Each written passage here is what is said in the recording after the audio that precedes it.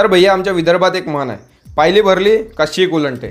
अशीच काही नागपूरच्या पोलीसवाल्याची पायली भरली आणि 500 रुपयाच्या सडल्या कंप्लेंटसाठी 9 पोलीसवाले सस्पेंड झाले.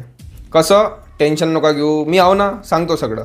तर गोष्ट अशी झाली, एक हिरेन भोजवानी नावाचा माणूस, त्या मायाबीन याच्यात डांगीत किडे, याले जन्नतचा इम्रान हाशमी व्हायचं होतं. ऑनलाईन क्रिकेट बेटिंगमध्ये नाव रोशन करतो म्हणे. ह्या बेटिंगच्या चक्करमध्ये कोणाला तरी 500 रुपये दिले आणि फसला. मग आपल्या बापूरावला अक्कल आली, गेला सायबर डिपार्टमेंटमध्ये नागपूरच्या कंप्लेंट करायला. आता पोलिसांनी कंप्लेंट लिहून घेतली आणि तपास चालू केला. तपास करता करता पोलिसांचे धागेदोरे पोचले मुंबई पुण्यापर्यंत आणि एक नाव समोर आलं. ते नाव म्हणजे एकांत जैन. आता हा पुण्याचा white collar don. Online betting, सट्टा, हवाला असे सगळ्याचे इल्लिगल धंदे, रोजचा व्यवहाराचा 200-300 कोटी रुपयाचा.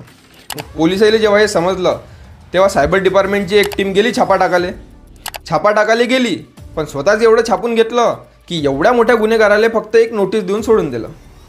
मग काय, आले वापस. मग दुसऱ्या दिवशी याच कंप्लेंटच्या इन्क्वायरीसाठी एक दुसरी टीम मुंबईला गेली. आता येईनं तर पैसे खाऊनच घेतले होते, त्यालाही वापस बोलवलं. नवलीची गोष्ट म्हणजे या दोन्ही टीम छापा टाकासाठी तर गेल्या, पण ना कोणत्या वरिष्ठ अधिकाऱ्याला सांगितलं, ना स्टेशनच्या डायरीत रजिस्टर केलं, काही नाही. उठले सुटले चालले जाम मायाबीन. मग आली पैसे वाटाघाटीची वेळ. मग पैशाच्या वाटाघाटी करता करता एवढे भांडणं झाले यायचे की मारामारीपर्यंत पोहोचले. त्याच्यात एक ठाकरे नावाचा पोलीसवाला होता.